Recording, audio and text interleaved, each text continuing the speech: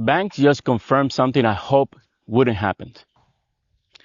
Credit card interest is rising again, and it's hitting everyday Americans the hardest. Credit card interest rates in the US have now climbed to their highest level ever recorded, with some cards pushing past 30% APR. Most people don't realize this because APR doesn't make headlines the way inflation or mortgage rates do. But quietly, month after month, credit card companies have been inching rates higher.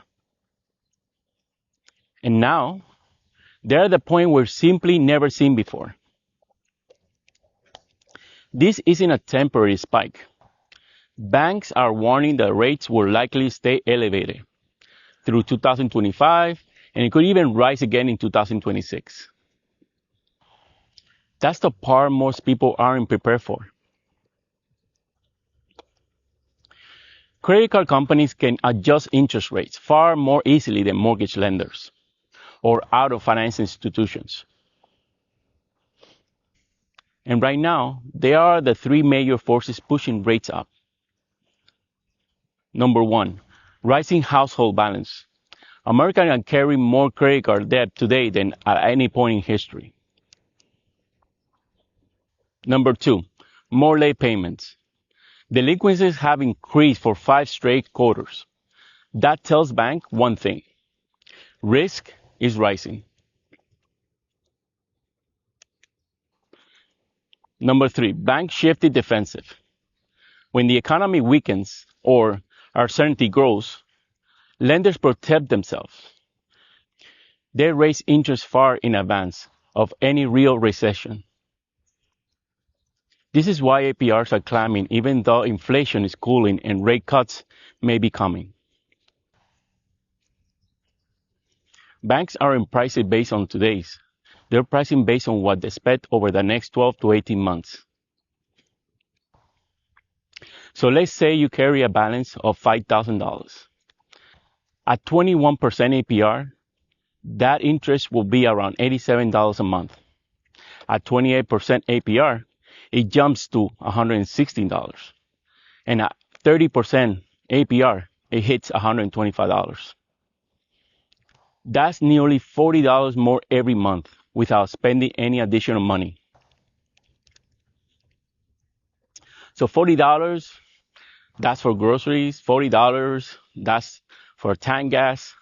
$40, that's for utility bill. So this is why family feels like their money isn't stretching the way it used to. It's not just rising prices. It's rising interest eating into every paycheck. Here's the surprising part. Even if the Federal Reserve cuts rate in 2025, credit card interest may not come down for consumers. Why? Because banks aren't worried about the Fed. They are worried about you, or more specifically, the average American household. And right now, their forecast shows higher default risk, rising debt, slowing job growth, lower savings, more people making only minimum payments. When banks see risk, they raise interest before the problem shows up in the data.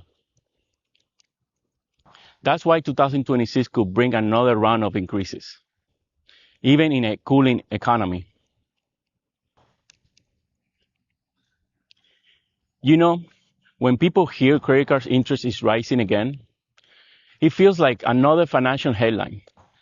But what's happening underneath is much more practical. Most households aren't using credit cards to splurge.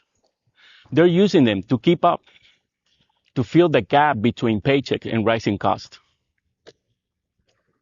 And when banks raises APR, it's not random. It's a signal that they see households stretching thinner than before.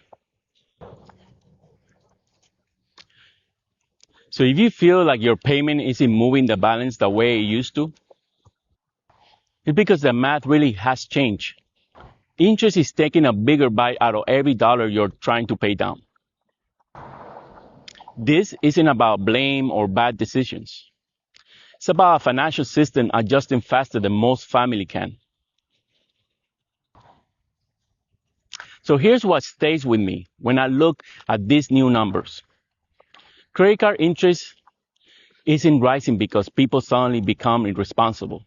It's rising because the cost of living that has created pressure that millions of families are trying to manage any way they can. Credit used to be a backup plan. Now, for many people, it's part of a survival. So if your balance feels harder to control than it did last year, you now imagine it. You're feeling the combination of higher prices, higher interest, and a system that reacts long before the headlines catch up. We can predict every shift coming in 2026, but we can understand what's happening, and that gives us more control than we realize. And that's why we break these stories down here, one piece at a time. Thank you for watching.